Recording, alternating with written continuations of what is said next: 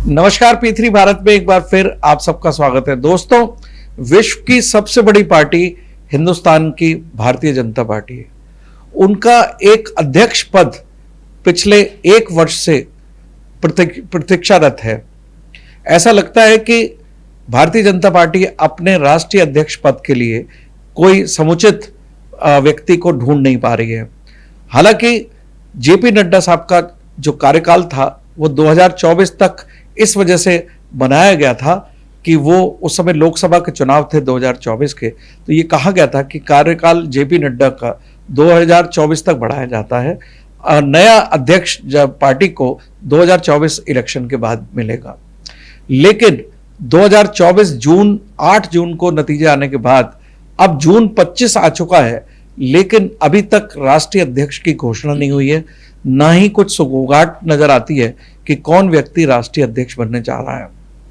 अक्सर सुनने को मिलता है कि इसमें संघ और भाजपा के बीच में कुछ रस्साकस्सी है, जिसमें संघ चाहता है कि उनके पसंद का राष्ट्रीय अध्यक्ष बने, और भारतीय जनता पार्टी में जो मोदी और अमित शाह की जोड़ी है वो ये नहीं चाहेगी कि केवल संघ का प्रमुख का व्यक्ति ही बैठे।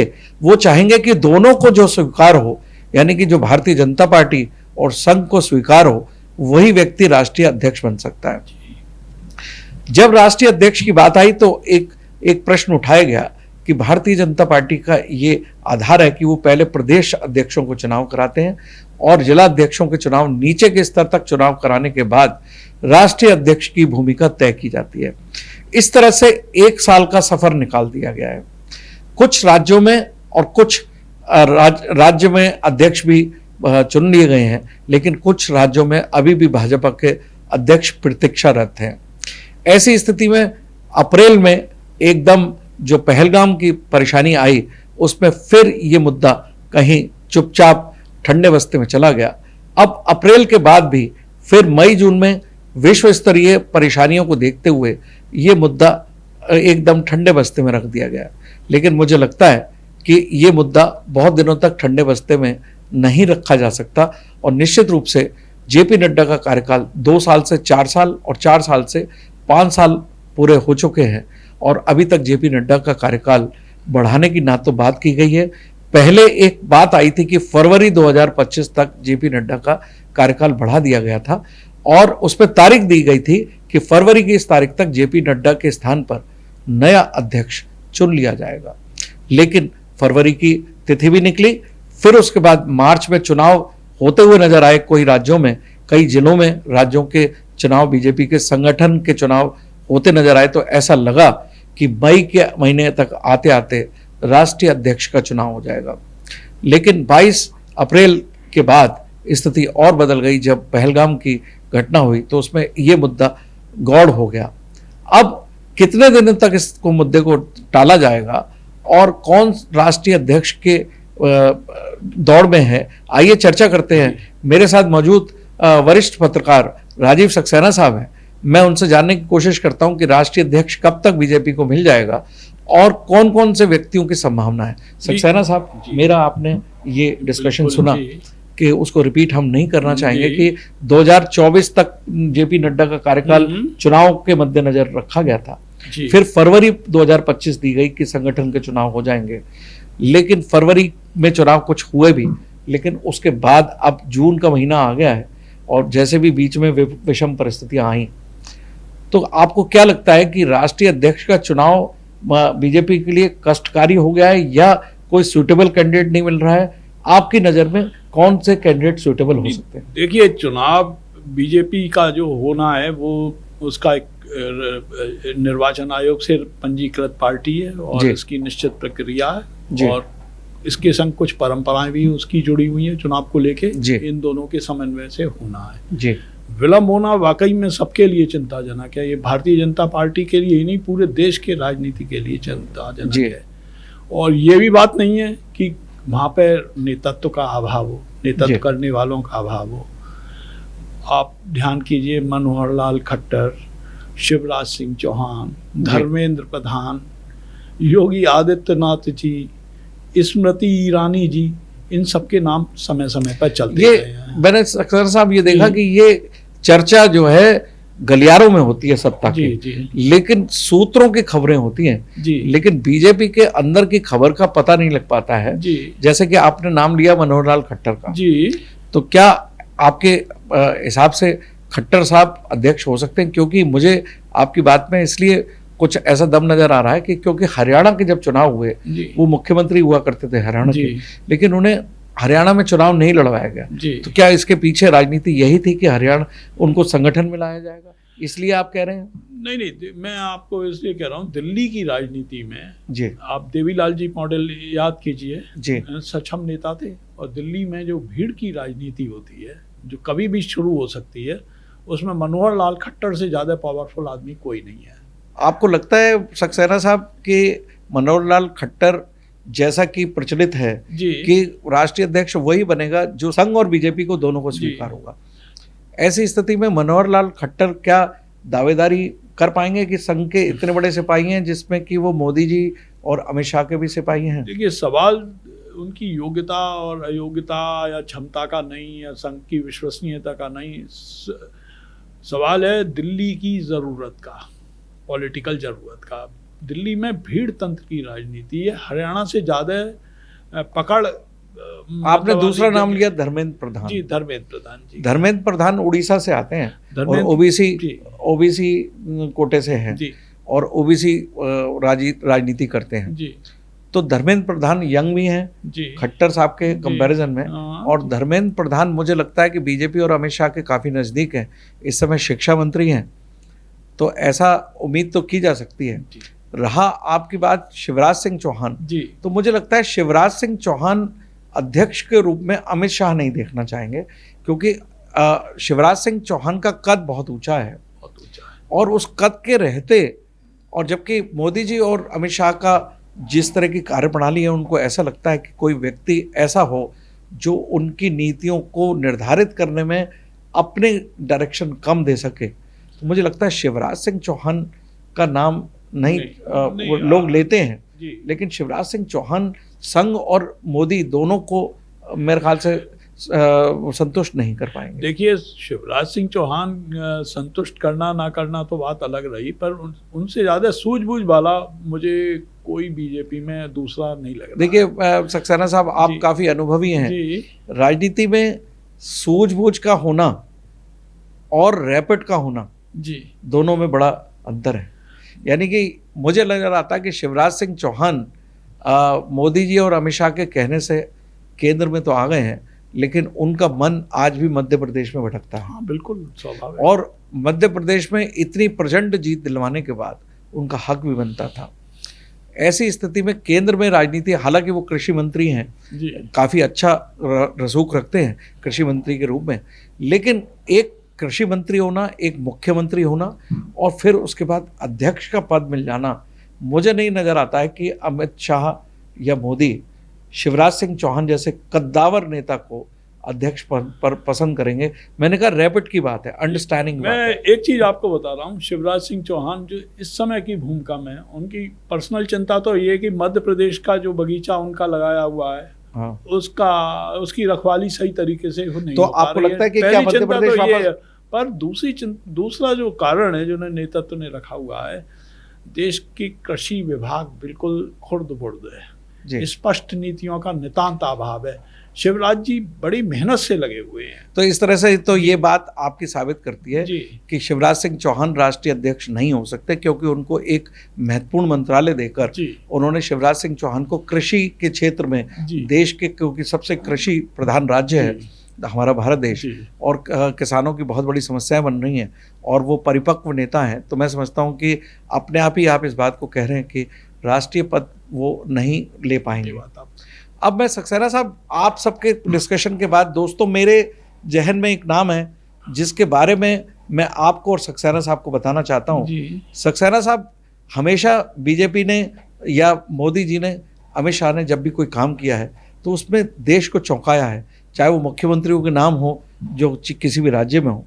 तो मुझे एक नाम बहुत दिनों से दिमाग में बार बार चर्चा में आता है मेरे दिमाग के, जब मैं खुद अपना अध्ययन कर रहा होता हूँ तो मुझे लगता है कि ऐसा कौन सा यंग पर्सन है या ऐसा कौन सा परिपक्व आदमी है जो वरिष्ठ भी हो, संघ का प्रमुख भी हो, संघ का बहुत ही चहेता भी हो, और जिसमें विशेषकर जो है अमित शाह का चहेता हो। मैं नाम ले रहा हूं अमित शाह का, मोदी जी का नहीं, क्योंकि अमित शाह का रोल आंतरिक मामलों में काफ़ी इम्पॉर्टेंट होता है, तो उसमें अध्यक्ष के साथ समन्वय अमित शाह का, क्योंकि गृह मंत्री हैं। तो मुझे दोस्तों एक नाम मन में सूझ रहा है जो मैं आपके सामने रखना चाहता हूं और उसके बारे में आप सबको बताना चाहता हूं। सक्सेना साहब जी, एक नाम है राम माधव। हाँ जी, बहुत पुराने संघ के, ये एक स्ट्रेटेजिक पर्सन है जो संघ में पिछले 20 वर्ष की उम्र से संघ में कार्य कर रहे हैं, कर्मठ कार्यकर्ता हैं संघ के, और इस समय भागवत जी के बहुत ही निकट हैं। आपको जानकर ताज्जुब होगा कि आरएसएस का जो ड्रेस कोड बदला, उस ड्रेस कोड को बदलवाने में इनका ही हाथ है। और भागवत जी को एग्री कराना, और एक बात जो है, मोहन भागवत ट्विटर में डिजिटल क्रांति में नहीं आना चाहते थे। ये राम माधव नाम ऐसा है जिसमें उन्होंने भागवत जी को उनका ट्विटर अकाउंट हैंडल कराना शुरू कराया, और आज की तारीख में मोहन भागवत ट्विटर पर लिखते हैं और ट्विटर का इस्तेमाल करते हैं। उसके पीछे एक ही व्यक्ति है, उसका नाम है राम माधव। राम माधव 60 वर्षीय व्यक्ति हैं, मैकेनिकल इंजीनियर हैं, फिर उन्होंने पॉलिटिकल साइंस में भी ग्रेजुएशन किया हुआ है, संघ के कर्मठ कार्यकर्ता थे। 2014 में धीरे से संघ से ये भाजपा की राजनीति दल में आए, और आपको जानकर ताज्जुब होगा कि 2014 में जब मोदी की सरकार आई तो राम माधव को राष्ट्रीय महासचिव बनाया गया। और राम माधव राष्ट्रीय महासचिव के रहते मोदी जी की विदेश यात्राओं के अंतर्गत सुझावों की टीम में ये प्रमुख भूमिका निभाते रहे हैं। इसके बाद जब इन्होंने इस काम को किया तो इनकी जो उपलब्धियां हैं, मैं आपको बताता हूं कि इनकी उपलब्धि में महत्वपूर्ण कड़ी ये है कि ये संघ के व्यक्ति हैं, लेकिन राजनीतिक दल में रहकर इन्होंने जो कारगुजारियां की हैं और जिस तरह की कार्यप्रणाली दिखाई है, उसमें मोदी और अमित शाह को भी प्रभावित किया। मोदी जी के कार्यकाल में ये राष्ट्रीय महासचिव रहे और मोदी जी की विदेश यात्राओं में नज़दीकी रही, और जम्मू कश्मीर में 370 हटाने के समय माहौल बनाने में जो कुछ प्रक्रिया रही, उसमें राम माधव बहुत बड़ा हाथ रहा। इसके साथ साथ राम माधव, अगर बीजेपी की पेठ पूर्वोत्तर राज्यों में हुई है, विशेषकर असम, त्रिपुरा, नागालैंड, इनमें सहयोगियों के साथ सरकार बनाना और असम में बीजेपी की सरकार बनाने में वाकई में वो तो चुनौती वाला काम राम माधव का ही हाथ रहा। बहुत बड़ी चुनौती। जो कांग्रेस के दिग्गज नेता हेमंत विश्व शर्मा को वहां पर मुख्यमंत्री जो बनाया गया, उसमें राम माधव की भूमिका रही। तो ये नाम मुझे इसलिए बार बार अट्रैक्ट करता है कि क्या आने वाले समय पे संघ और बीजेपी के दोनों शीर्ष नेताओं को संतुष्ट करने वाली शक्ति कौन है, तो वो मुझे लगता है राम माधव है। राम माधव ने 2003 में संघ के प्रवक्ता भी रहे हैं। संघ के प्रवक्ता कैसे आए थे? जब वहाँ संघ के प्रवक्ता एमजी वैद हुआ करते थे तो अटल बिहारी वाजपेयी के ऊपर वो कभी कभी कटाक्ष किया करते थे वैद जी। तो वहाँ उस समय भी राम माधव को याद किया गया था। एमजी वैद की जगह राम माधव प्रवक्ता संघ के भी रहे। तो जब संघ के प्रवक्ता मीन्स संघ के प्रमुख नेताओं की आवाज। एक बीच में पड़ाव ऐसा आया जिसमें राम माधव फिर से नगण्य से साबित हो गए। वो था जेपी नड्डा का कार्यकाल। जेपी नड्डा शायद पसंद नहीं करते थे, तो जेपी नड्डा जब अध्यक्ष बने तो राम माधव को कार्यकारिणी में जगह नहीं मिली। नहीं मिली। और राम माधव को कार्यकारिणी में जगह न मिलने की स्थिति में वो फिर संघ की तरफ मुखर हो गए, संघ की तरफ से काम करने लगे। लेकिन अभी पिछले कुछ महीनों से मुझे फिर राम माधव भारतीय राजनीति में सक्रिय नजर आ रहे हैं, भारतीय जनता पार्टी के। तो ये स्पष्ट संकेत दे रहा है कि राम माधव एक ऐसा शख्सियत है जो कि अमित शाह को भी स्वीकार होगा। नड्डा का कार्यकाल समाप्त होने जा रहा है। नड्डा अभी मोदी जी से मिलने भी घर गए थे, शायद वो बात करने गए होंगे कि अध्यक्ष का कार्यकाल उनका बहुत समय से खत्म हो चुका है और आगे की क्या रणनीति है, शायद उस पर काम हो। मुझे लगता है कि अभी जो विश्व स्तरीय विषम स्थितियां थी उनके चलते चलते ये कुछ और लेट हो रहा है, लेकिन जून भी ऑलमोस्ट समाप्त है, तो ऐसा नहीं लगता है। लेकिन मुझे लगता है कि 15 अगस्त से पहले जी काफ़ी कुछ चीज़ें, परिस्थितियां बदलेंगी, बिल्कुल, और फिर से चुनाव जो प्रक्रिया बीजेपी की सस्पेंड कर दी गई है जी वो प्रक्रिया तेजी से की जाएगी। और मुझे जो नाम सुझाया है, मैंने जो नाम प्रस्तुत किया है आपके सामने, मेरे उसके पीछे लॉजिकल रीज़न है कि जी। एक ऐसा व्यक्ति जो 60 वर्षीय है और 40 वर्ष से संघ की सेवा कर रहा है जी और संघ के साथ साथ 2014 से 2020 तक उसने बीजेपी के लिए भी बहुत बड़ा काम किया है, तो वो ऐसा व्यक्ति संगठन चला सकता है। जहाँ तक खट्टर साहब का सवाल है, उम्र के हिसाब से खट्टर साहब का नाम, मुझे लगता है कि खट्टर साहब अब राजनीति के परिदृश्य में नज़र नहीं आने वाले हैं। शिवराज सिंह चौहान का कद को ध्यान में रखते हुए अध्यक्ष पद नहीं दिया जा सकता है।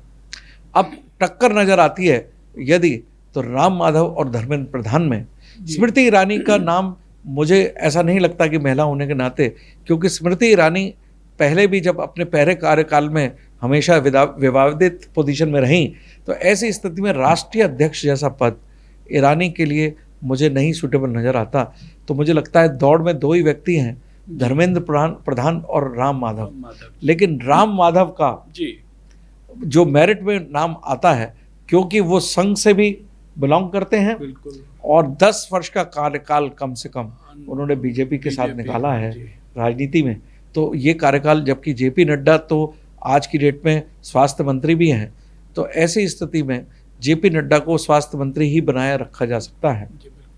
और कभी कभी सक्सेना साहब ये भी लगता है कि अमित शाह फिर से राष्ट्रीय अध्यक्ष पद संभालेंगे और गृह मंत्री बने रहेंगे, लेकिन आप भी मुझे ये बात को, आपको लगता है कि अमित शाह वापस? बहुत मुश्किल है इस समय, गृह मंत्रालय शायद उनके लिए सबसे सूटेबल प्लेस है, और अपना और चुनौतियां भी उनके सामने बहुत है, सामने जो खड़ी की है उन्हीं के सब इस समय ब्रेन चाइल्ड हैं, सारी की सारी जो उन्होंने आप चुनौती, जो भी राजनीति भी होती है, तोड़फोड़ भी होती है जी, डिसीजन से सब उन्हीं के हाथ, सारे डिसीजन उनके हाथ में होते। तो ऐसी स्थिति में अध्यक्ष का पद, तो दोस्तों आइए चलते हैं, देखते हैं भारतीय जनता पार्टी क्या करती है। लेकिन जो मैंने नाम सुझाया है उसमें मैं लॉजिकल बात कर रहा हूँ, मैं सूत्रों के हवाले से कोई खबर नहीं दे रहा हूँ।